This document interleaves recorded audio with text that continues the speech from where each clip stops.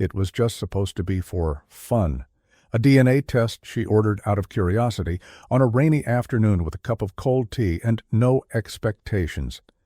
But what she found didn't just change her life. It shattered the one she thought she knew. Imagine discovering that your entire childhood was built on silence, that your father had another life, then another, then another, and then a sister appears, followed by another and another. But the most shocking truth? One of them had vanished as a child, and no one ever told her she existed. But before we begin, tell me in the comments, where in the world are you watching from? It always started with the rain. Madison Carter never liked July storms in Asheville, North Carolina. They had this way of rolling in too quietly, slipping over the Blue Ridge Mountains like a secret before opening the sky with a sudden burst of thunder. The kind that made her pause, even when she knew she was safe inside. On that particular Saturday evening, she sat by the bay window in her small craftsman-style home, watching drops crawl down the glass like tears. Outside, the wind swayed the porch swing, creaking softly like it remembered someone who used to sit there. Her laptop hummed on the coffee table behind her. On screen, a promotional ad flickered, "What secrets live in your DNA? Find out today." The rain tapped louder. Madison blinked at the screen. That ad had been stalking her all week. On Instagram and YouTube videos, even a paper flyer pinned at the coffee shop. She had brushed it off until now, but maybe it was the weather, or maybe it was the way she had been feeling lately, adrift, like she was living someone else's life. She reached for the mug beside her, cold chamomile, untouched. Her eyes moved back to the laptop. It wasn't that Madison didn't know her family. She did, at least she thought she did. Her parents, Peter and Linda Carter, were textbook Southern folk, warm, God-fearing, consistent. Her mother volunteered at church. Her father, a retired professor of American literature, still wore ironed shirts to the grocery store. But there were holes, little moments she couldn't explain, gaps in family stories, photographs that looked cropped, questions answered too quickly or not at all. When she turned 30, her curiosity had started to itch. Now at 32, she clicked, "Order now?" The test arrived 3 days later in a plain white box. Madison didn't rush it. It sat unopened on her kitchen counter for 2 more days, like a dare she wasn't ready to accept. On a Thursday morning, with sunlight pouring through the windows and birds calling in the trees, she finally opened it. Swab, seal, mail, done. What secrets live in your DNA? She didn't think much of it afterward. Days turned into a week into 2. The summer drifted on with its usual cadence. Iced tea on the porch, dog walkers nodding politely, neighbors gossiping about Mrs. Kelly's garden. Everything ordinary, until the email arrived. It was a Sunday evening, rain again. The subject line read, "Your DNA results are in."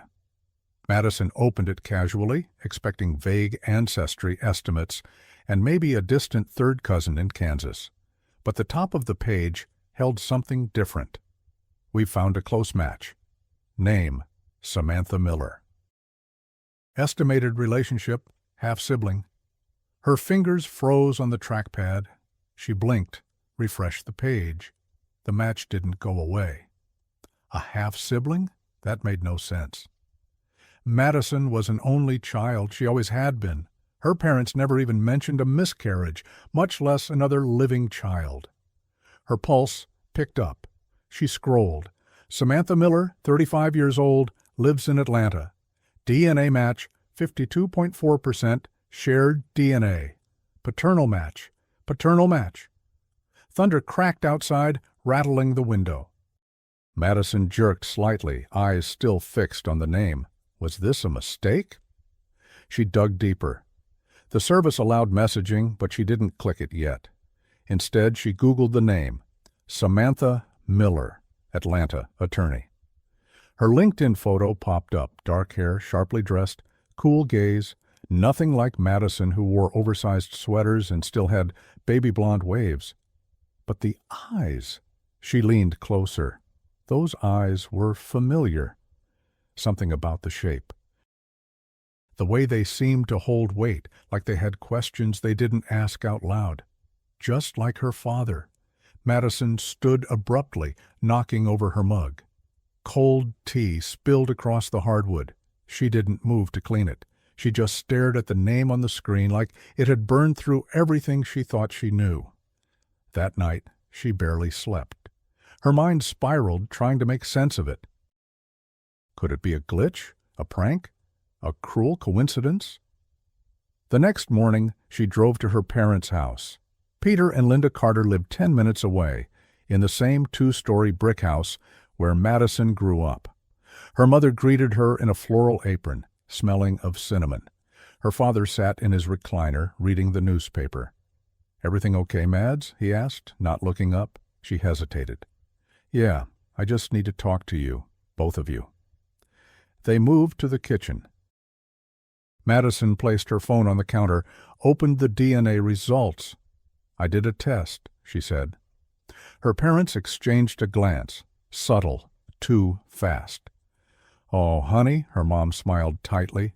"Those things are fun, aren't they? I've always wondered if we had Scottish in the family." "There's more," Madison said. Her voice sounded different, more brittle than she intended. "I matched with someone, a woman named Samantha Miller. It says she's my half-sister. Dad. It says it's from your side." Silence. Peter Carter's hand trembled slightly as he set down his coffee. "Must be a mistake," he said quietly. "No," Madison replied. "It isn't." Linda's eyes brimmed instantly, but she didn't speak. Peter looked at his daughter for a long time, and then, in a voice that cracked in half, "There's something I need to tell you." Peter Carter looked older in that moment than Madison had ever seen him. He didn't flinch under her gaze, didn't hide behind a wall of denial or misdirection. He just stood there, hands resting lightly on the edge of the kitchen counter, and let the silence thicken around him like a fog. "I was young," he said. "It was a strange place to begin. I was in grad school in Atlanta, long before I met your mother. I was seeing someone, a woman named Camille. It wasn't serious, at least not to me, but for her, maybe it was. When I got accepted to the teaching program in Chapel Hill, I left. Didn't say goodbye properly. I never knew she was pregnant." "Not then." Linda Carter sat quietly, eyes closed. Madison's voice trembled. "And you never looked back?" "I didn't know, Mads, I swear to you. If I had known, I would have—" He stopped, like the words hurt. Madison crossed her arms. "She found you. Her name is Samantha. She's your daughter." Peter nodded slowly. "I got a letter, years later. After I married your mother. It was from Camille. She told me about Samantha.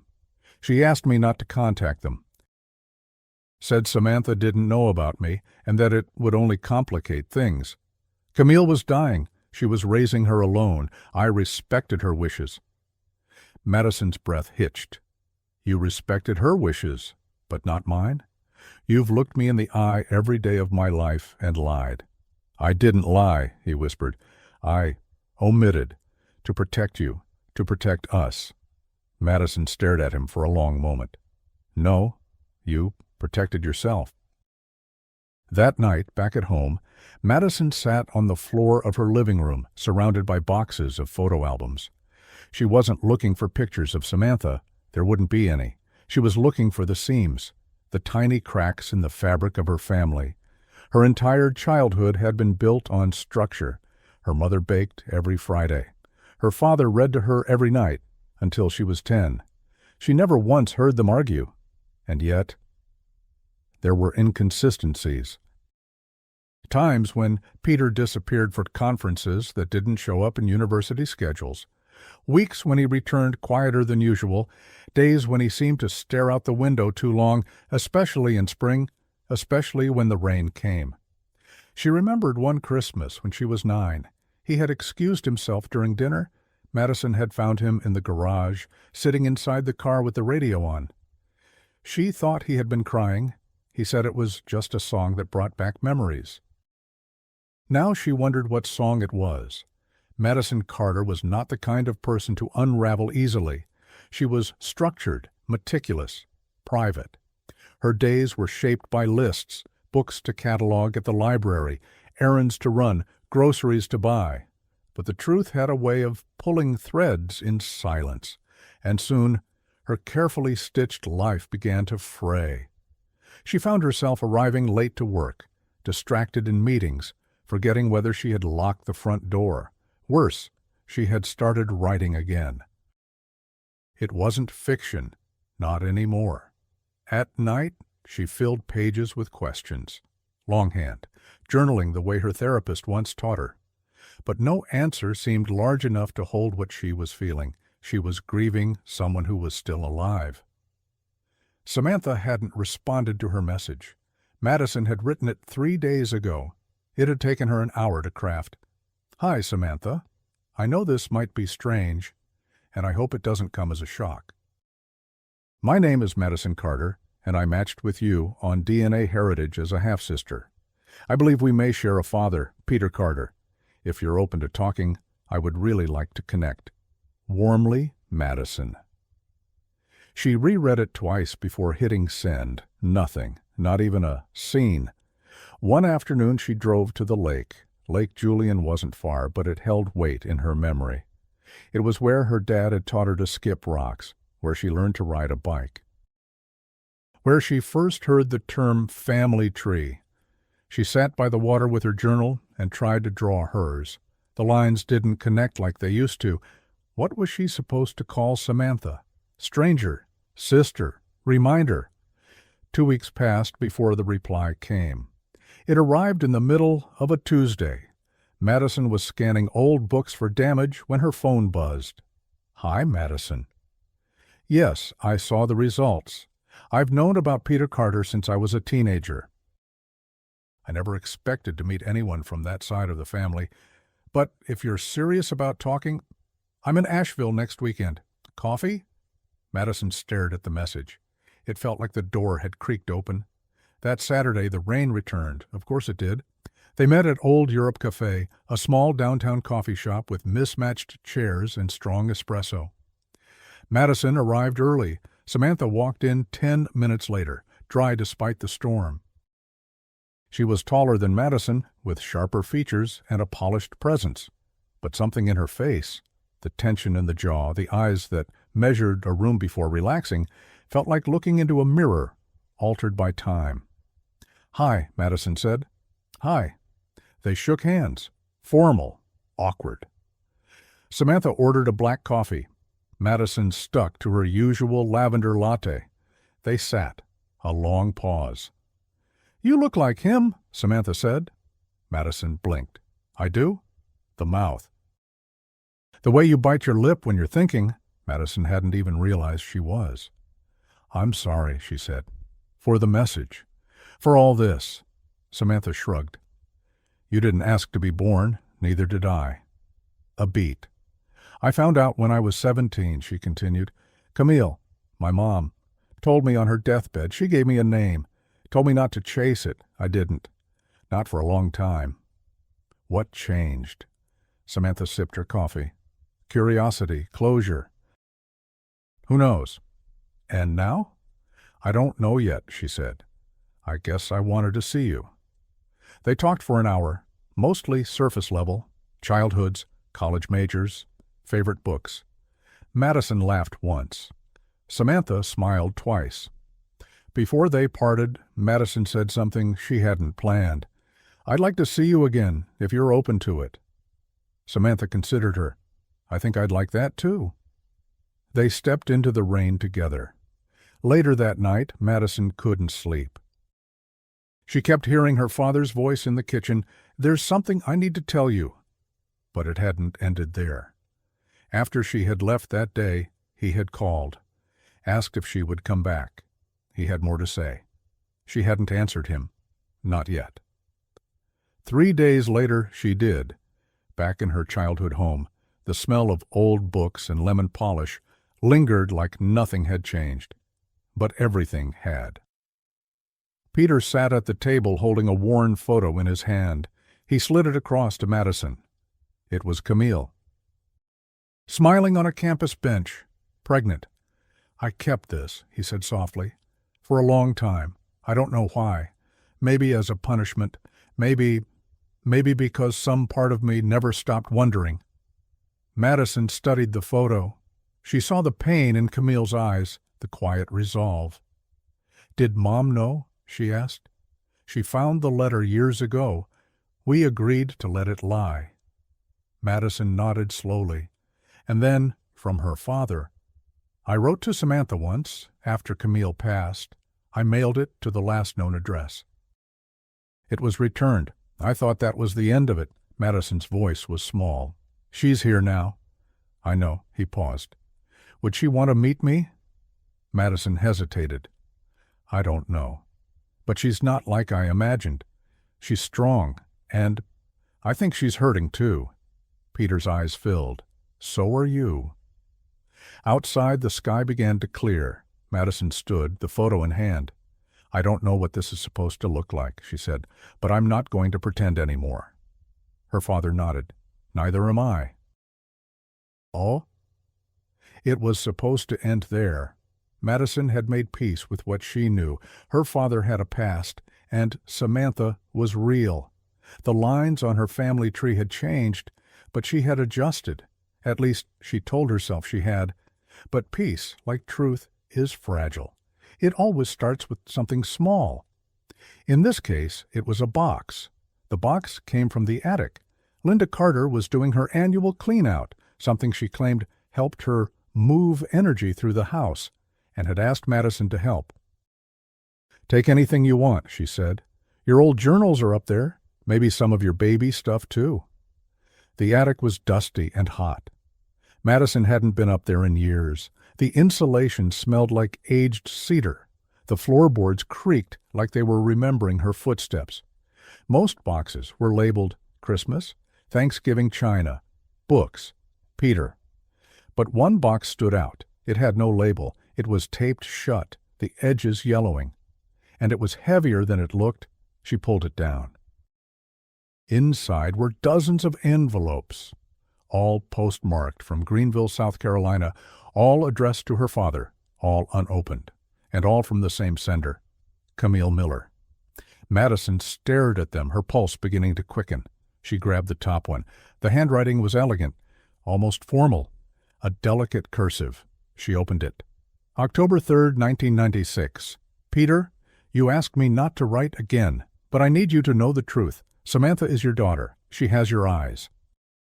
She's asking questions I can't answer much longer. You may not want to be a father, but you are one, and she deserves the truth." Camille Madison froze. Her father had told her he didn't know Samantha existed until much later. But this letter was dated 2 years before she was born. She opened another, and another, each one more desperate than the last. Camille hadn't been silent. She had begged, pleaded, even sent pictures of Samantha as a baby, and Peter had never opened them. Never responded. A wave of nausea rose in Madison's chest. She took a photo from the bottom of the box. Samantha, in a yellow dress, maybe 3 years old, holding a teddy bear and smiling. On the back, Camille had written, "She says hi even if she doesn't know why." Madison didn't sleep that night. She lay on her side, the letters spread out across her bed like ghosts, whispering through paper. Why would her father lie? And if he had lied about this, what else had he hidden? The next morning, she met Samantha for breakfast, a quiet diner just outside downtown, booths with red leather seats, the kind of place where time stuck to the walls. Madison slid the letters across the table. "I found these." Samantha read silently. She didn't blink, didn't cry. When she finally looked up, her expression was hollow. "I wrote letters too," she said. Madison tilted her head. "You did? When I turned 15, after my mom passed. I wanted to know who he was. I didn't want money. I just wanted a face to the name. I mailed 4 letters, never got a reply. Madison swallowed hard. I'm sorry, Samantha nodded. I'm not surprised. That night, Madison returned to the attic. Something had shifted. She went through more boxes, looked for patterns. In a stack labeled Journals 1997, she found something else. A yearbook. Not hers, not her father's. It was from Forest Ridge High School, class of 2002. Located in Greenville, South Carolina. On the inside cover, a message. To Mr. Carter, thank you for everything. You were the only one who believed in me. J. Madison frowned. Her father had never mentioned teaching in Greenville. He had always said Chapel Hill, then Asheville. She flipped to the faculty page. No Peter Carter. Then, why did he have a yearbook? And who was J? Over the next few days, Madison began pulling threads. She searched her father's old university records. Nothing showed a transfer to Greenville, but an old colleague mentioned offhandedly that Peter had taken a leave of absence in the fall of 2001. A few months. A family emergency, he had said. Madison began calling Forest Ridge High. After several voicemails, she got through to a secretary. No, we don't have a Peter Carter on any old rosters, she said. But we did have a guest instructor back in Oral 1, English Lit. Came in for a semester, didn't even stay through the spring. Think his name was Pete Chambers or something. Madison's stomach sank. A pseudonym. Her father had been there, but under a different name. She didn't know what she was looking for, but she couldn't stop. She called Samantha. There's more, she said. Together they drove to Greenville. Forest Ridge was still standing, a red brick building with ivy crawling up the front. They wandered the halls, trying not to look suspicious. Madison spotted the trophy case. A photo caught her eye. A group of students, 2002 Literary Club.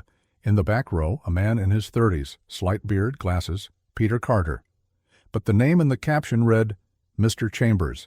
Samantha leaned in. So, he was here, and lied about it. They requested to view archived student records, claiming they were researching alumni for a project. It worked. Inside the records, they found the class list. One student stood out, Jasmine Reed, voted most likely to publish a novel. Madison circled the name. Do you think this is the J from the yearbook? Only one way to find out, Samantha replied. They tracked her down through Facebook, now Jasmine Hunt, living in Spartanburg. They messaged her, told her they were researching former students and faculty. She agreed to meet. Jasmine was warm, funny, and slightly guarded. Over coffee they explained their connection, left out the deepest truths. When they mentioned Peter Carter, a.k.a. Mr. Chambers, her face changed. You're his daughters? Madison flinched. Why did you say it like that? Jasmine hesitated. Because I thought I was. The room fell silent. I was 15, Jasmine continued. My mom worked at the school. She cleaned classrooms. That's how she met him. He was kind to her, helped her with her GED. They started seeing each other secretly. Madison felt cold. Jasmine continued. She told me he left when she got pregnant. Never told anyone who he was. I always wondered. When I turned 25, I did a DNA test. No matches. I figured the guy didn't do one. Madison leaned forward. Do you still have the results? I can pull them up. Samantha was already checking hers. Minutes later, Jasmine gasped. No way! Samantha showed her phone. 52.4% match. Jasmine stared at them. I have sisters? Madison couldn't speak. She felt like the world had cracked in half. A third daughter, a second secret, and another life their father had locked away. Back in Asheville, Madison confronted Peter again. This time, she didn't come alone. She brought Samantha and Jasmine. Peter opened the door, saw them, and froze. "No," he said, "this can't be." "It is," Madison said, "and we need answers." Peter sat on the couch like the weight of 3 daughters finally crushed him. "I was a coward," he whispered. No one disagreed. He looked at Jasmine with recognition and shame. "Your mother was kind to me. I was going through something dark. I shouldn't have let it go that far." "And yet you did," Jasmine said, voice steady. Peter nodded. "I didn't know about you, not for sure. She never told me. I left. I kept leaving. Every time life got hard, I made excuses to disappear, conferences, emergencies, teaching sabbaticals. All of it was just running." That night the 3 sisters sat in Madison's living room. Rain outside. Of course, they didn't talk much. Just passed the photo of Camille, the yearbook, and letters around in silence. At one point Jasmine looked up. What do we do now? No one had an answer, but none of them got up to leave. Madison had never lived a lie. But now she was living inside one. The walls of her childhood home, the photo albums, the traditions, they were no longer the comfort they once were. Every memory had a shadow now. Every story a second version. 3 daughters, 3 mothers. One man who had mastered the art of vanishing without ever leaving. And no one had asked the obvious question yet. Were there more? That question took root quickly. Madison couldn't ignore it. Samantha couldn't shake it. Jasmine had started combing through old storage boxes, looking for any letter, any document that could point to a truth buried deeper than all of them expected. It was Jasmine, actually, who found it. A crumpled envelope, old, water-stained. In her mother's handwriting, addressed not to Peter, but to someone named Dale Browning. Inside, a printed receipt from a motel in Columbia, South Carolina, dated August 1990. The guest name? Peter Dale Browning. They ran the name through public records. No license, no property, no driver's license. But one strange hit came back, a birth certificate. Child's name, Megan Browning, mother, Talia Browning. Father, Dale Browning. Jasmine called Madison in the middle of the night. "You're not going to believe this. There's another one." Madison blinked at the document. It couldn't be. Or it could. And that was the problem now. What had begun as a personal mystery had evolved into something closer to an investigation. They weren't just searching for family. They were searching through layers of identities, aliases, abandoned names. Their father wasn't just a man with a past. He was a man who had lived multiple lives. Samantha drove to Columbia that weekend.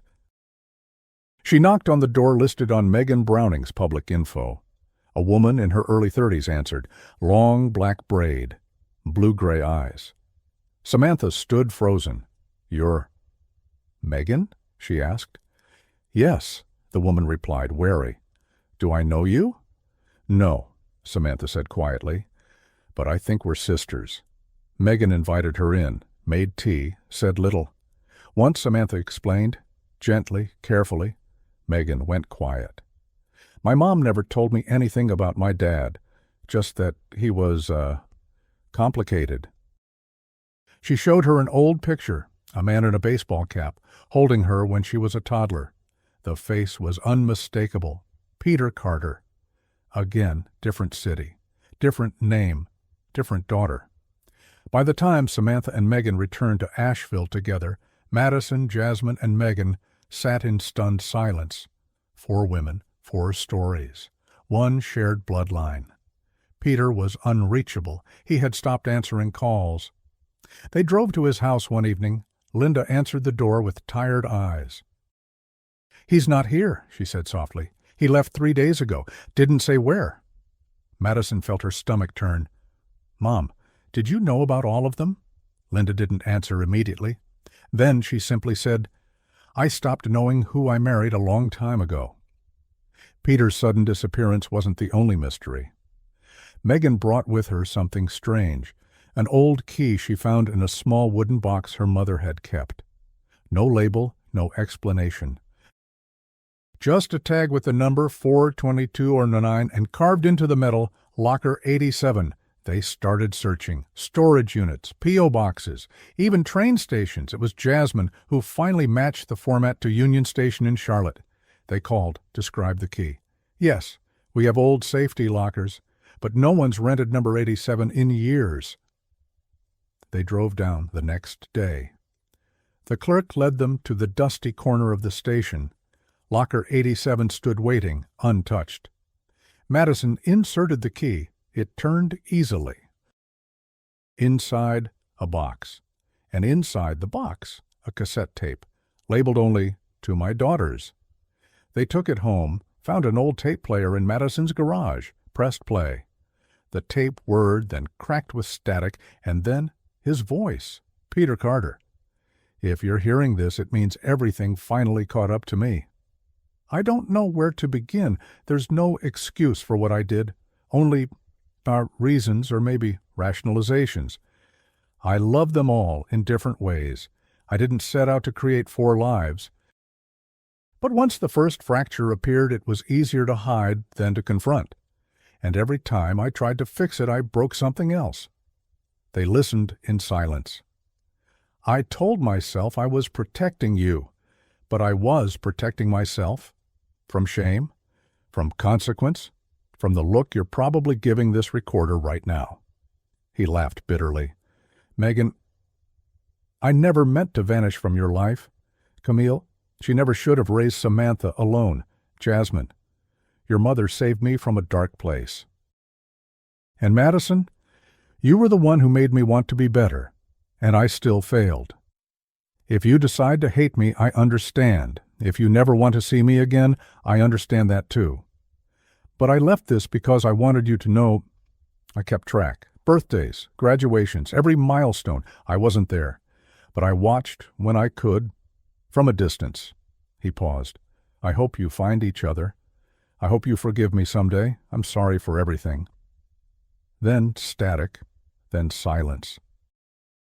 No one spoke for several minutes. Eventually, Jasmine whispered, "He ran again." Madison nodded. Maybe for the last time. The weeks that followed were strange. Each sister processed things differently. Samantha buried herself in work. Jasmine started therapy. Megan, who had lived without asking many questions, began to ask all of them. Madison withdrew. She stopped going to the library, stopped responding to texts. She needed time. She needed to rebuild the image of herself from the pieces. One morning she received a package. No return address. Inside, a notebook, her father's handwriting. Madison, if I never see you again, I want you to have this. It was a journal, dates, memories, notes about each daughter, pages of regret, confessions, details only someone who had watched closely could have written. At the very end, I never deserved to be your father, but you deserve the truth. I hope you never stop searching for it. She closed the book and cried, not out of grief, but out of release. 3 months passed. The world didn't stop. But for Madison, it certainly slowed down. The journal her father had sent became her daily ritual. Every night before bed, she'd read a page, trying to understand who he was, not the version he gave the world, but the version hidden in the lines of guilt, of memory, of scattered love. Some entries were painful to read. I watched Samantha graduate law school. I sat in the back row where no one would notice me. I left before she tossed her cap. I once followed Jasmine into a bookstore in Spartanburg. She never saw me. I stood in the poetry aisle until she left. I passed by Megan's apartment once, saw her through the window painting. I kept driving. I wasn't brave enough to stop. And, Madison, you were the only one who never had to look for me. But you did. Anyway. It was not redemption, but it was truth. Then one day, the doorbell rang. A plain envelope. No return address again.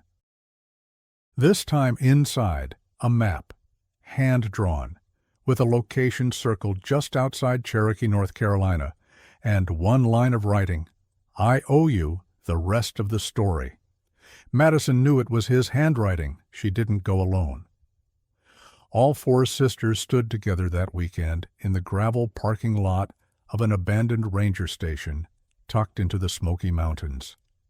The forest loomed on all sides, green and silent.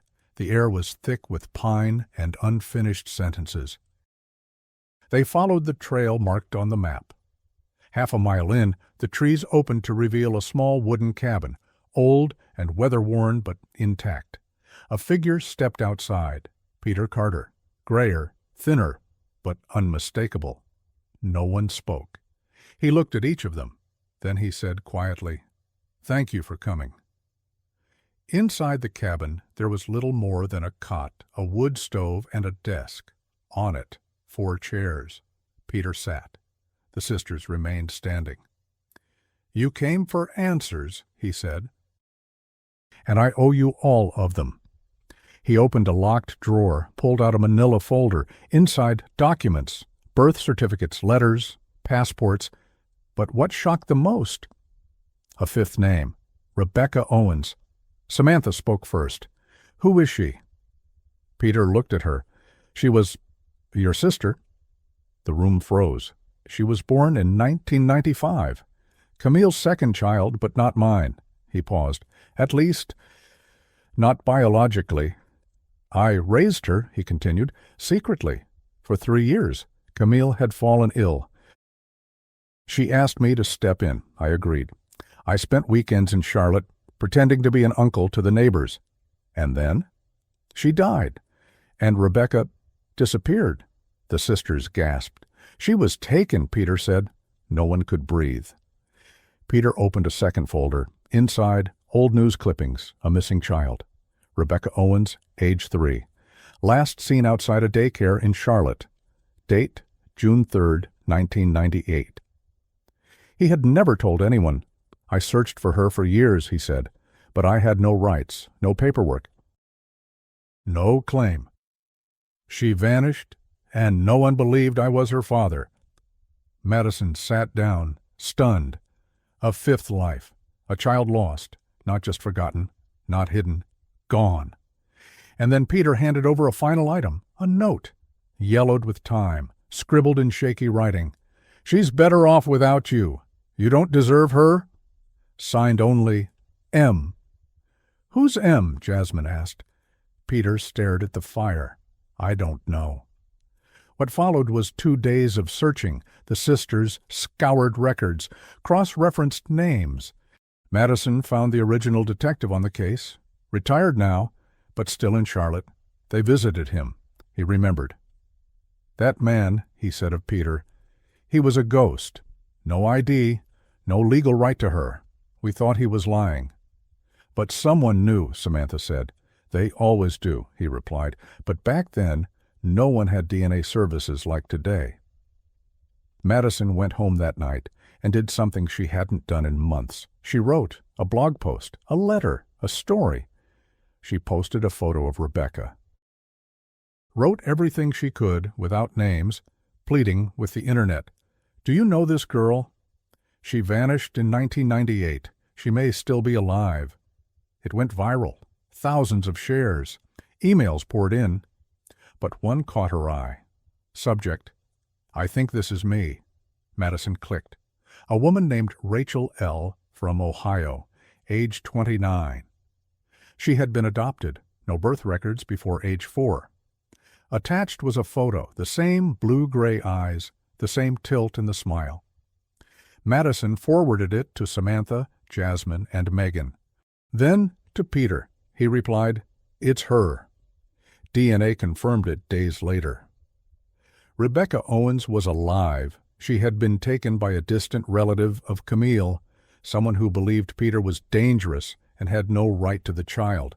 They had moved across states, changed names, and disappeared into a new life. Rebecca, now Rachel, had always felt like something didn't fit. Now she knew why. They met in person 1 week later, all 5 sisters. Rachel walked into the room and paused. "I dreamed about this," she said. Peter watched from the side, tears rolling silently down his face. "I thought I was the broken one," she added. "Turns out I was just missing." Madison stepped forward. "You were never missing," she said. "You were just waiting to be found." Peter handed Rachel the final page of his journal. She read it in silence, then looked at him. "You can't fix the past," she said, "but you can be here now." He nodded, and for the first time in decades, he stayed. Rachel's presence changed everything, not just because she had been missing for nearly 3 decades, not because she brought closure to the darkest part of their father's story, but because somehow she wasn't angry. She had every right to be, raised in secrecy, deprived of the truth, stolen from a life she should have known. But when she stood in that room beside Madison, Samantha, Jasmine, and Megan, she didn't ask for justice. She didn't demand answers. She asked for connection. "I want to know all of you," she said quietly. "I want to know where I come from and who I'm becoming." They spent hours talking, sharing stories, looking through old photos. Madison brought out Peter's journal. Rachel read it in silence, her fingers lingering on the worn corners. She stopped on a line near the end. "If she's out there, tell her she was always loved. Even in my silence, I loved her." Rachel closed the book. Then she walked over to Peter and hugged him. It broke something in the room. Samantha turned away, blinking back tears. Jasmine covered her face. Megan let out a breath she didn't realize she'd been holding. Madison watched it all unfold, then sat down beside her father. "I never thought we'd get this far," she whispered. Peter nodded. "Neither did I. You still hurt a lot of people, yes. And not everything can be fixed." "No." Madison paused. "But some things can be healed." Over the next several weeks, something strange happened. The sisters, once strangers, began building something real. It started with a group chat, then a shared calendar to keep up with birthdays. They planned a weekend together in Asheville. They stayed up late playing card games and comparing childhood quirks. They made waffles from Madison's grandmother's recipe. They taught Rachel how to play Scrabble, which she won twice. Samantha, the one who trusted the least, began to trust. Jasmine opened up about the years she struggled with abandonment. Megan started therapy to explore how silence shaped her relationships.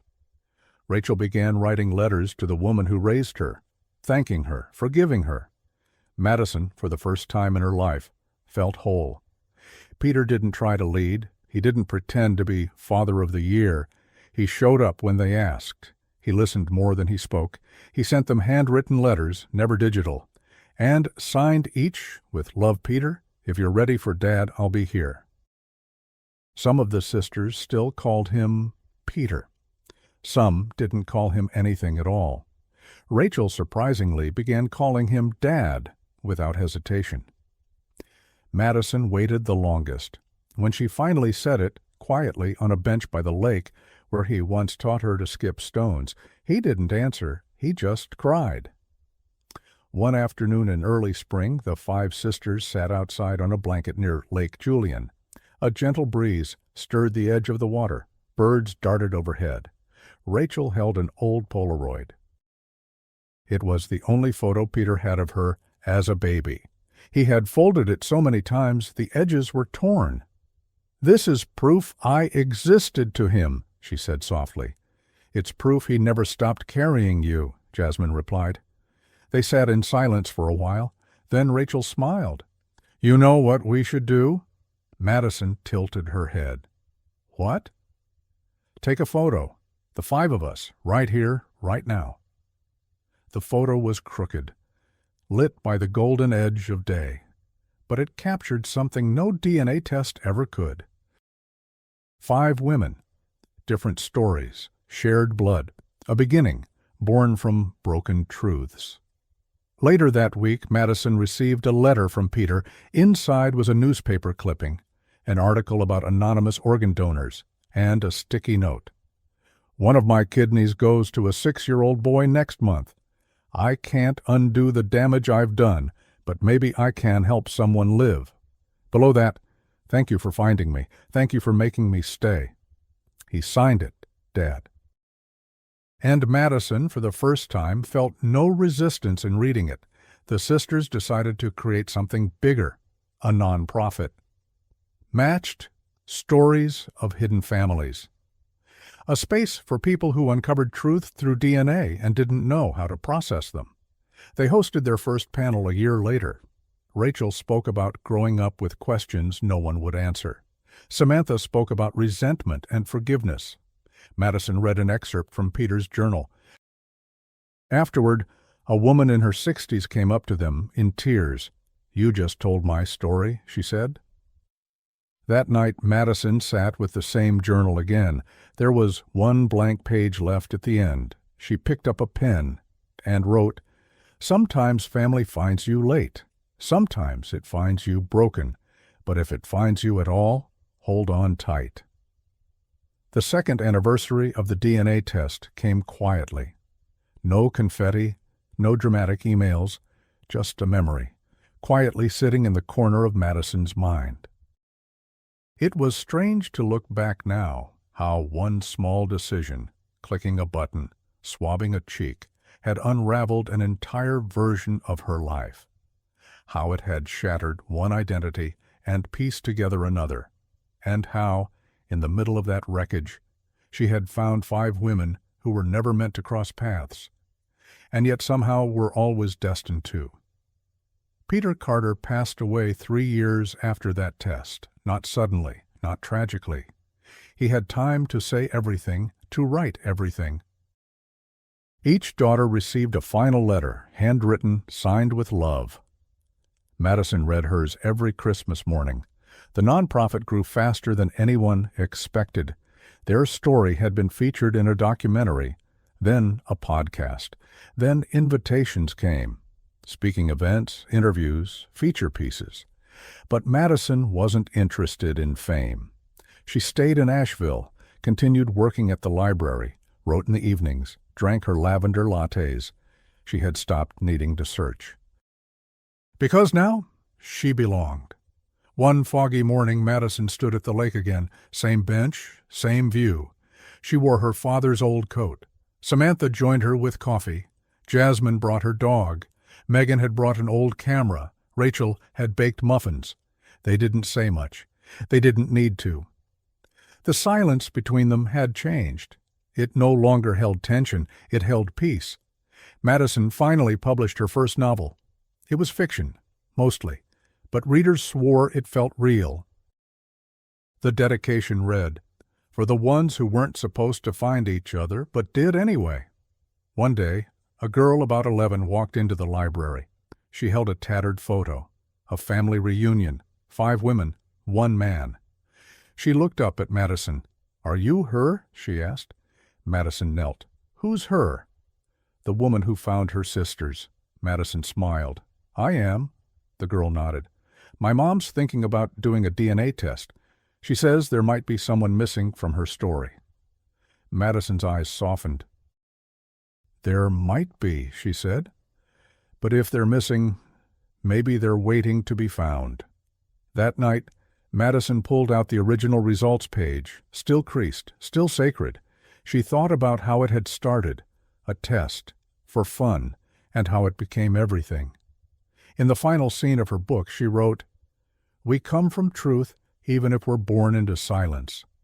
Some truths destroy us, others make us whole, and sometimes they do both."